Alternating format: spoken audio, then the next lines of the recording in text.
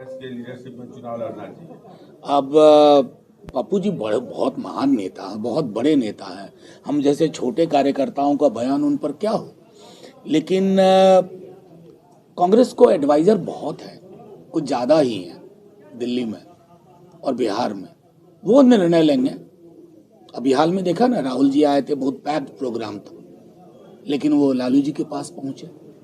उस स्नेह को देखिए, उस रिश्ते को देखिए, तो फिर तो उसके बाद कहने को कुछ बच नहीं जाता। गुस्सा निकालना चाहते हैं, राजस्थान से टिकट नहीं मिला पप्पू यादव को लेकर। अब वो क्या चाहते हैं, ये सवाल तो कायदे से उनके पास जाए।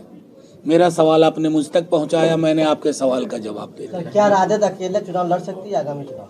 आप क्या चाहते हैं? आप क्या चाहते हैं? देखिए, राजद इंडिया गठबंधन की एक तरह से जननी रही है। आज नीतीश जी साथ में नहीं है, न जाने क्यों नहीं है साथ में, लेकिन शुरुआत तो लालू जी और नीतीश जी ने ही की थी। पटना से इंडिया गठबंधन के नामकरण तक सब कुछ सामान्य सा था। बाद में नीतीश जी को क्या किया गया, कैसे हुआ, वो सब जाने। राजद, मैंने कहा ये सीमांचल ही है। राजद बहुत मजबूत आधार वाला दल है। हमको दूसरों के परचम से कोई परहेज थोड़ी है। हम तो इंडिया को मजबूत करना चाहते हैं, और हमारा परचम बाकी परचमों के साथ लहराएगा, ज्यादा लहराएगा। सर, आने वाले विधानसभा सरकार, अगर महागठबंधन की सरकार आती है तो क्या इसमें संशोधन होगा इस नीति में? नहीं, देखिए, नहीं, एक चीज आपको मैं बताऊं, ये बहुत गंभीर प्रश्न है और इसका मुझे गंभीर जवाब देने दीजिए। ये जहरीली शराब से मरने वाले लोग कौन होते हैं? आम आवाम। कोई टॉप एलिट क्लास का व्यक्ति जहरीली शराब से नहीं मर रहा, क्योंकि उसको बेहतरीन शराब की सप्लाई बदस्तूर जारी है। जहरीली शराब का एक पूरा सिंडिकेट है, और इस सिंडिकेट का ताल्लुक, माफी के साथ कहता हूं, गवर्नमेंट के स्ट्रक्चर के साथ, राज्य की संरचना के साथ। और राज्य की संरचना अगर चाहे तो इसको ध्वस्त कर दे 24 घंटे के अंदर, लेकिन चाहते नहीं। तो हमारी तो पूरी कोशिश होगी, अगर शराब बंदी है तो एक कतरा शराब का कहीं से ना आए। ये राज्य कर सकता है, करना नहीं चाहते। ये इसकी पूरी पॉलिटिकल इकोनॉमी है, और पॉलिटिकल इकोनॉमी से एक पूरी व्यवस्था को फायदा हो रहा है, चुनाव में चंदे के रूप में वगैरह वगैरह। जी सर, जैसे उन्होंने कहा कि लड़कियां इससे पहले कपड़ा पहनती थी, क्या लगता है आपको कि नीतीश जी की मानसिक स्थिति? देखिए, मैं मानसिक स्थिति पे टिप्पणी करूं ये उचित नहीं है। बहुत वरिष्ठ नेता हैं, तेजस्वी जी भी बहुत आदर करते हैं, लेकिन हमारी चिंता है कि बिहार के जैसे सूबे के या किसी भी सूबे के मुख्यमंत्री के संज्ञान में कौन सी चीजें हैं या नहीं है, वो इन चीजों से झलकता है। क्या मुख्यमंत्री जी जब इस तरह की टिप्पणी करते हैं, अब मैंने पहले भी कहा, मैं आज भी कह रहा हूं आपके माध्यम से, शिकायत करने का दिल नहीं करता है। अब उनके लिए चिंता होती है, अपने राज्य के लिए चिंता होती है, क्योंकि इस तरह की जुबान लगातार बोलते रहना, तो ये भी शक होता है कि बिहार चला कौन रहा है। जैसा तेजस्वी जी कहते हैं ना, कि हो सकता है 90% चीजें मुख्यमंत्री जी के संज्ञान में ही ना हो,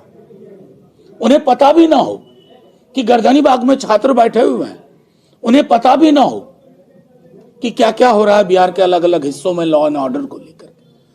तो मेरा सिर्फ ये आग्रह होगा आप लोगों के माध्यम से कि बिहार की जनता बेटर डिजर्व करती है, और उनके स्वास्थ्य के बारे में टिप्पणी नहीं करूंगा, लेकिन अपनी चिंता और बिहार की चिंता से आपको वाकिफ करा रहा हूं। बहुत बहुत धन्यवाद। हमारी पार्टी ने, राष्ट्रीय जनता दल ने मुझे पूर्णिया प्रमंडल के संगठन के अररिया पूर्णिया होते हुए किशनगंज में आज अपने प्रखंड अध्यक्षों के साथ, मेरे दाहिनी ओर आप देख रहे हैं कि अपने यहाँ के जिलाध्यक्ष, प्रधान महासचिव, वरिष्ठ साथी, सब लोगों के साथ एक विशद चर्चा हुई। और जाहिर है चर्चा संगठन को लेकर के हुई, संगठन में संभावनाओं को लेकर के हुई, संगठन के समक्ष उपस्थित चुनौतियों के संदर्भ में, लेकिन कुछ बातें बड़ी स्पष्ट हैं। इसी वर्ष बिहार में चुनाव होना है और एक लकीर, एक लंबी लकीर तेजस्वी जी ने अपनी योजनाओं से खींची है। कई लोग पूछते हैं कि ये क्या है इसके पीछे, तो एक ब्लूप्रिंट है जिसके आधार पर माई बहन मान योजना का आगाज उन्होंने करने की बात कही है। माई बहन मान योजना के तहत 2500 रुपए वो डोल नहीं है, चैरिटी नहीं है, वो सबलीकरण का एक उपकरण है। और सबलीकरण के उपकरण की अगर किसी भी राज्य को आवश्यकता है तो बिहार जैसे राज्य को।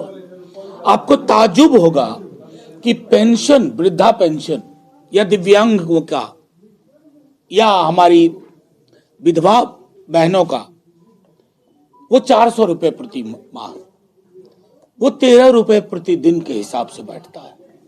13 रुपए, ये कल्पना से परे है कि कोई भी वेलफेयर स्टेट ऐसा कैसे सोच सकता है। तो उसके लिए उन्होंने फौरी तौर पर कहा है कि वो 4 गुना करके कम से कम 1500 रुपए प्रति माह। सिलेंडर से तो निम्न आय वर्ग भी पीड़ित है, गरीब की तो बात ही छोड़ दीजिए। उसको लेकर के उनका कमिटमेंट कि 500 रुपए हम बेयर करेंगे, राज्य के बाकी रेवेन्यू सोर्सेस जनरेट करेंगे, ये रिलीफ हम देंगे। अभी उनकी लगातार कोशिश है कृषि के क्षेत्र में भी एक ब्लूप्रिंट लेके आए। छात्र युवा जो हमारे हैं, जो परीक्षाएं देते हैं, उनको कैसे रिलीफ दी जाए फॉर्म भरने में, ट्रैवल करने में, उसके लिए भी बहुत जल्द एक विस्तृत आकार में, विस्तृत स्वरूप में उन लोगों के समक्ष अपनी बात रखेंगे। जैसे कटिहार के बच्चे को चंपारण जाना पड़ जाए, आसान नहीं होता है। हम सब खुद विद्यार्थी रहे हैं, परीक्षाएं दी, हम जानते हैं कितनी दिक्कतें आती हैं। इन सब चीजों के मद्देनजर जो मैंने कहा कि तेजस्वी जी ने एक लंबी लकीर खींच दी है। वो बार बार कह रहे हैं कि उनका विरोध किसी से नहीं है, लोग चुनाव लड़े, वो सरोकार के लिए लड़ रहे हैं, सिर्फ सरकार के लिए नहीं। सरकार तो कोई भी बनाता है, सरोकार बनाना, जो पिछली बार उन्होंने कहा 10 लाख रोजगार, वो पूरे देश का सरोकार बन गया। प्रधानमंत्री जी जैसे व्यक्ति जो मोटे डबल टेप लगा के बैठे हुए थे 2 करोड़ रोजगार के मसले पे, आज 500 नियुक्ति पत्र बांटने के लिए भी खड़े हो जाते हैं। तो जाहिर तौर पर चुनाव के मुद्दे ये होनी चाहिए एक वेलफेयर स्टेट में कि लोगों को कितनी रिलीफ मिले, रोजगार की क्या अवस्थिति है, तमाम चीजें डोमिसाइल को लेकर के लगातार चिंतन वो कर रहे हैं कि कैसे हम डोमिसाइल की बात करें जो कि न्यायालय भी सहानुभूतिपूर्ण ढंग से उसके पक्ष में हो। तो आज एक विस्तृत चर्चा हमारे अपने साथियों के साथ हुई है, क्योंकि किसी भी दल के लिए प्रखंड और पंचायत उसकी बैकबोन होती है, रीढ़ होती है, रीढ़ की हड्डी होती है। और वो हड्डी अगर आपसे कुछ अपने सरोकार रखती है, अपनी चिंताएं रखती है, आगे की योजना के लिए बात करती है, आज ये पूरी की पूरी मीटिंग उस सिलसिले में थी। साथियों, अगर आपके कोई सवाल हो, आप अपने सवाल को पूछें।